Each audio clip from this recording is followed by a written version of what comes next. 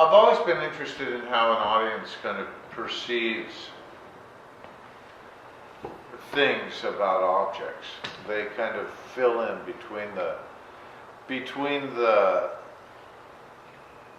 words, if you will. You know, so if you insinuate that something is happening in a certain way, then they tend to believe it. You know. So if you insinuate that a sound comes from a particular place, or that it's caused by a certain thing, they'll just take it for granted, you know? And so I like kind of playing with that whole thing of what people expect and maybe having it be something else. You know, I thought a lot about it because, number one, I was interested in kind of sound-making objects. The first instrument I made is over there. It's a one-stringed instrument. And I made it. I figured one string was enough. And so I tried to deal with it as actually it's this one over here, the one without the ball. Yeah. Yeah. And I wanted to deal with it as an object, as a piece of sculpture. And I wanted to deal with the whole phenomenon of creating a provenance for it as a piece of sculpture. And I felt that with any instrument, anybody that wanted to just be a lunatic and do nothing but play this thing and kind of like figure out how to get every sound out of it could. And it's reminiscent of like an ichi genken, a one-string Japanese instrument, or even the one-stringed instrument that the blues guy one-string did. You know, it's like it's what you do with the sound that is it. And the sound itself really is, it almost doesn't matter, it's arbitrary. If you can make it have context, it'll become the right sound and an entertaining sound. And so I gave a concert from my studio where people called my studio and I played a short piece for them, and then I hung up. And I advertised for the piece by running an advertisement in the display ad in the LA Times. And then I recorded that concert, and the display ad said, call such and such a number at such and such a time, Bob Wilhite in concert. And so then I went to San Francisco and did the same thing long distance from San Francisco because it was before the web.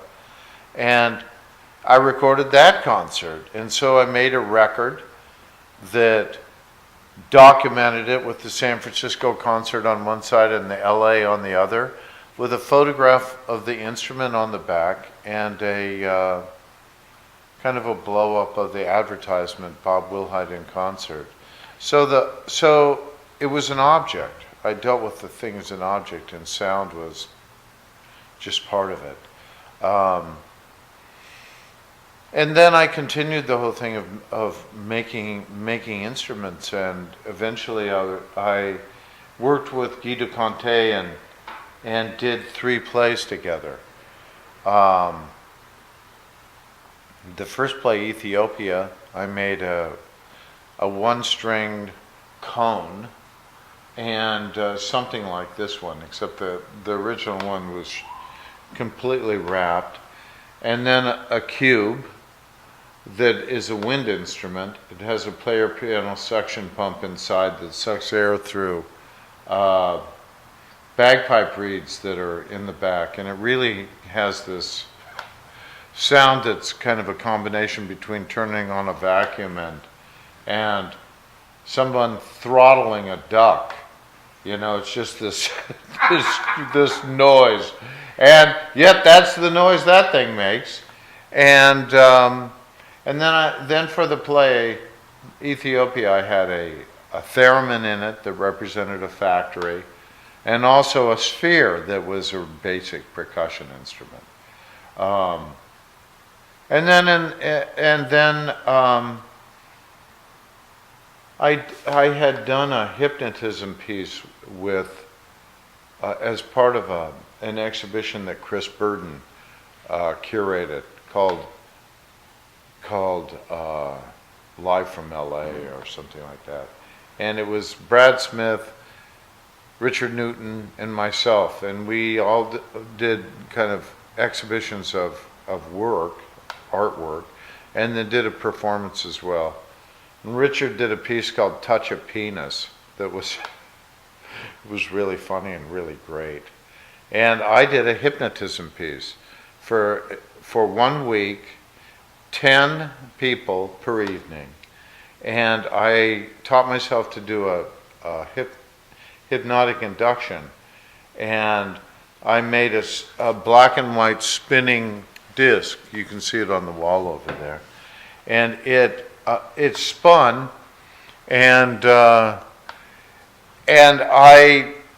took people through the hypnotic deal, and then I described an object that I wanted them to see. And it was an elliptical shaped object that was gently bobbing about 3 feet in the air in front of them. And so I wanted to put an image in people's head and try to deal with how you actually make things. Whether it's always a battle between the physical of us artists and the written word, but somehow it's like there's a question of like how you make things and all that other stuff about the details of what it looks like. Is that really important? So I did this hypnotism piece and described this flying saucer basically, and I told everybody that they were going to enjoy seeing it. So I like objects. I consider myself more of a sculptor than anything else. And you do paintings too, right? Well, I do paintings whenever it's necessary. I get into so many arguments with my painter friends. I got in one the other day. And I said to this guy, I'm doing this series of paintings that are based on this project I just finished in Amsterdam. And I designed a bar in the back of this alternative gallery called this Kunstverein. And the bar is basically a collision of De Stijl and Russian futurism. And they're both these kind of utopian ideas that lead to some paradise that's both based in the basic. That's what all my studies led me to. I did a series of drawings a couple of years ago that were about this idea. The hanging cube is a silent cube that I made, and the rings in front of it illustrate the sound leaving the cube. Like over there I made a light where I made rays coming from the light bulb that accentuate the ephemeral, if you will. I've always felt that there's 4 primary colors: green, red, blue, and yellow. There's so much green in the world, it should be considered a primary color. And I feel the same way about silence. I listen to pieces that are done on a hurdy-gurdy, and I love them, but I find silence is really an important ingredient in it all. So I thought, well, how can I make instruments that are silent, The first one was in a play that I did with Guy de Cointet, The Silent Harp, where the harp was discussed by one of the actresses, noticed first of all and said, "Oh," and she rushes over to it and she picks up the harp, which is wooden with brass dowels as strings. And she picks it up and she says, it has such delicate and wonderful sounds. And any attempts at vigor smother and crush its potential and beauty. And then she gets interrupted by what she believes is a fire through a window. And she puts it back on the stand and never plays it. So essentially, it's a silent harp. It had these expectations from the audience as to a sound. So in a way, that sound was fulfilled. So I've thought about it in a lot of different ways of how can you bring that about? How can you make something that basically is a silent instrument? And so this is a piece that I'm going to record it in an anechoic chamber, and then I know it'll be a silent cube. And then the other instruments, I've tried to cover all of the bases. I tried to make wind instruments, percussion instruments, stringed instruments, and I've tried to do them all, but I've also noticed other things, like it's not really necessary for a sound to emanate from an object, from the object that looks like it's being played. I think it's also interesting if the sound comes from somewhere else. And I find it interesting to use objects that the stringed instruments, you know basically what the sounds are going to be. But the shapes, they can be any sound, and the sounds can change by how they're manipulated or whatever, and the sounds can come from off stage. Then I was asked to do a concert as part of the Pacific Standard Time event at the Municipal Art Gallery Theatre. And so I wanted to compile all of representatives of all of the instruments that I had done. And the sphere, the original sphere was maybe 6 inches in diameter less than the pink sphere. It had a bar in the middle of it that would move back and forth and bang into some bells that I took out of an old phone. And it was really crude. So it's in Switzerland now, along with the original cone and the original cube. So I remade the cube here, remade the cone here, and then I remade this. I didn't particularly like the clunky sound of the original one, so I thought I'll make this one so it's got a better sound. Not that it particularly matters, but it's nice to have a nice sound on occasion, intermingling with the other sounds that just really are what they are. So this object was played by my friend Tin, and the sound came from off stage. And what I did is I went around my shop and I recorded hitting the table saw blades, the 10-inch table saw blades. And the sound, the ringing of the sound lasted for up to 5 minutes, and it was so beautiful. And so I took the best one, and when Tin would pick it up and he would hold it up in a certain way, someone would off stage push a button on a computer and it would go boom.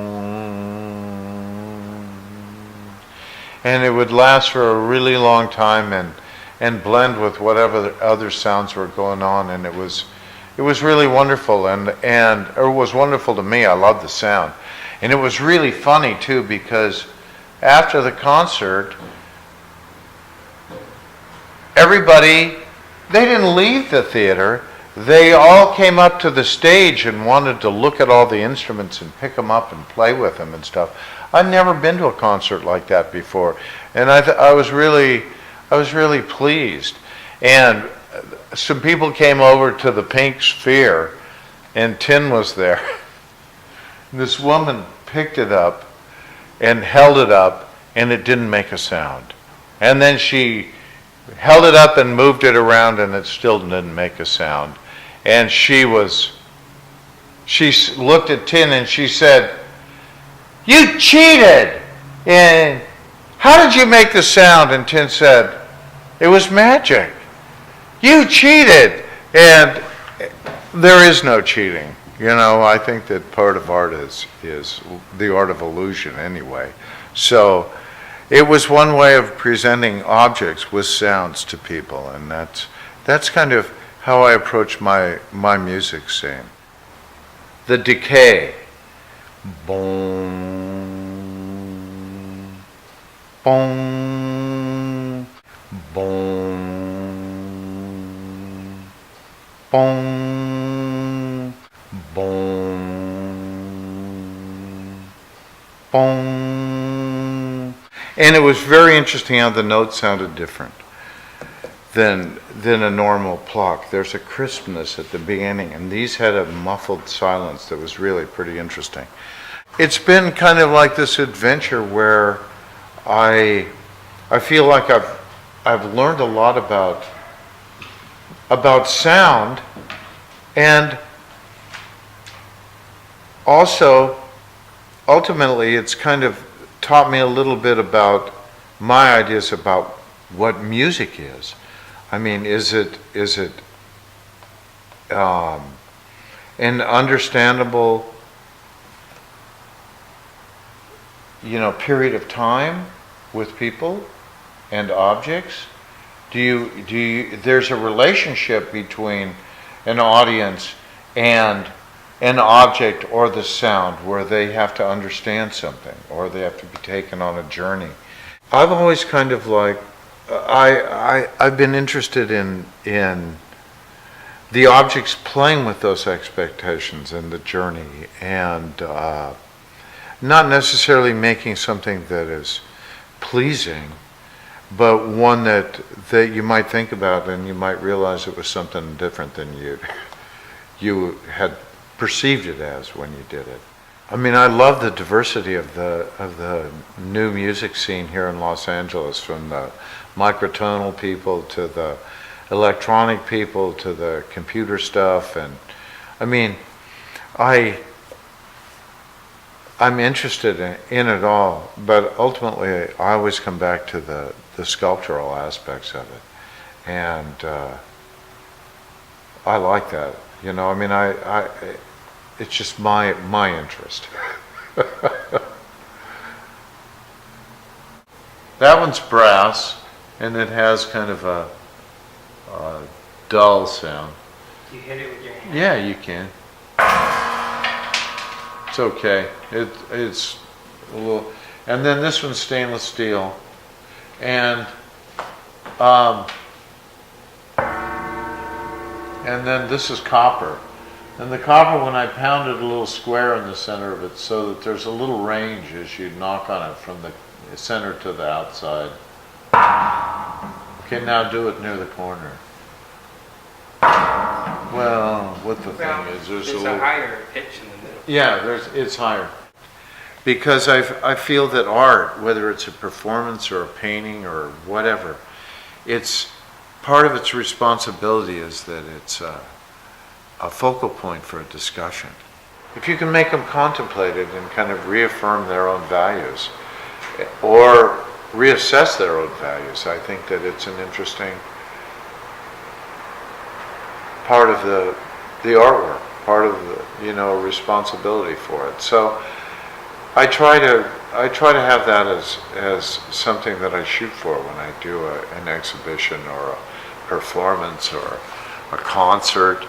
The idea of a concert with these things is just, I mean, I don't know what to do. It's like, a concert is like putting them together and presenting them so that, to me, the audience can hear all the possibilities that these objects, possibilities of sounds that these objects can make, not one of like making great music out of it, but one where you know, you can hear the range of one thing or another, and maybe the combination in some serendipitous way becomes something else. But the sound particularly hasn't been one of the more important aspects of the objects. I had originally made that object as a performance piece for the sound show at Leica. This is on a Lazy Susan, and I have a track and a little cord that is underneath this, and it goes to a hand crank that I have off stage. And so the piece makes one revolution in 10 minutes. And as it's turning, the sound that goes with it started with a very low note. It just,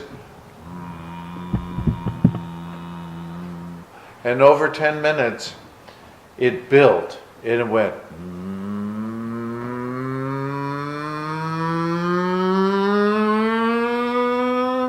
and built to a crescendo. In the meantime, there were three colored lights shining on this, red, blue, and yellow. So as it turned, the shadows became the complementary color of the light shining on them, and it would reflect a color as well. The piece went from being a square, essentially in the center, or a rectangular shape, to being a parallelogram, and then back to the rectangle. And the ellipse in the center went from an ellipse to a circle. Got to that point, the music just stopped. Just cut off, and it was like being on a roller coaster ride. It's like, and then it became apparent what the piece was about, you know. But back to a sculpture. Back to the sculpture.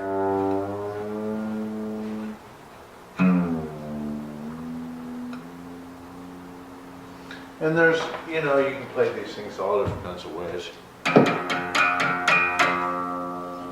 With a slide.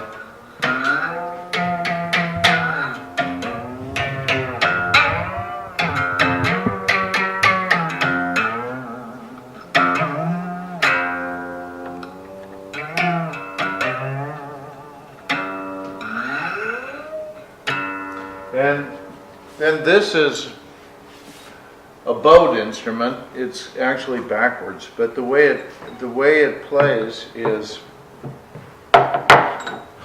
once again, the sound that they make is secondary to their.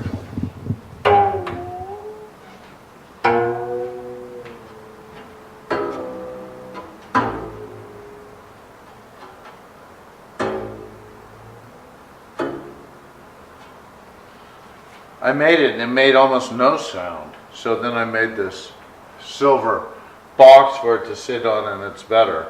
But like I said, as long as it makes a sound, it's okay. I put two pickups here, one here and one here, I should say, not two, one on each end. And then when I played it, the note would go and at the same time be going because it would be going away from this one. And basically it's just a big slide guitar. It's a little rusty right now, so it's making some sounds. But it's also, one of the funny things about this instrument is it's got this whole thing here like a sawhorse. Well, it has a purpose because this ball is so heavy, this sphere, that this whole thing is counterbalanced by 30 pounds of lead. So they're all on the shelf in here keeping it from going bonk. And it doesn't matter. It looks that sphere is formidable.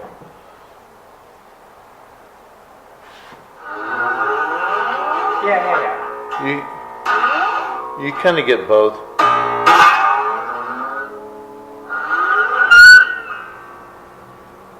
I need to wax it. I need to work on my instruments a little bit. Anyway. Nice.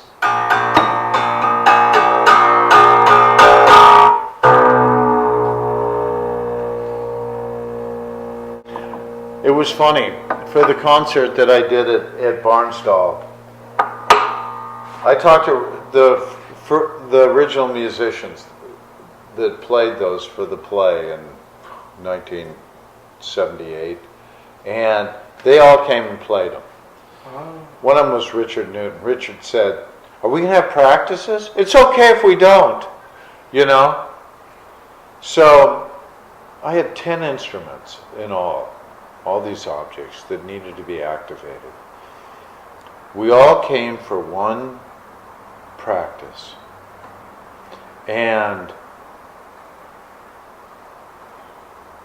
every week we had like 1 or 2 practices.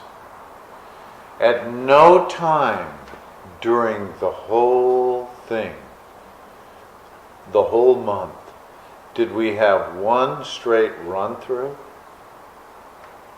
Did we play the whole thing without stopping? Or did we have everyone here at the same time? It was like, when it came to the concert, I thought,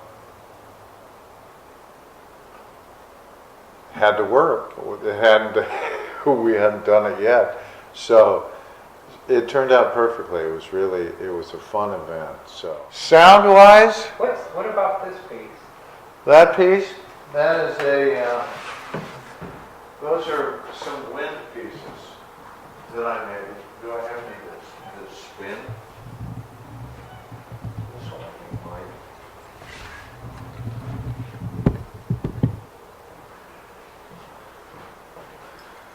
When I was trying to come up with wind instruments, because I wanted to cover all the bases, wind, string, percussion,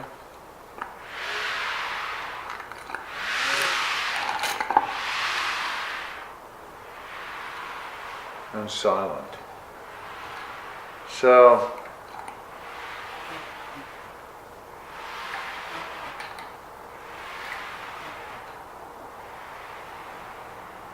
and you can, you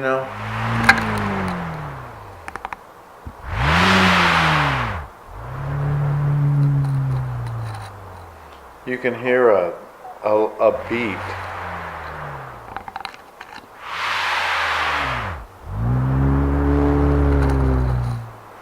So these were wind instruments. So when I gave my concerts, I played the sections, the wind instruments with the silent instruments, with the percussion instruments. I separated them out and played the different musical instrument groups together, or musical sculptures is actually what I've been calling them, because that's what they are.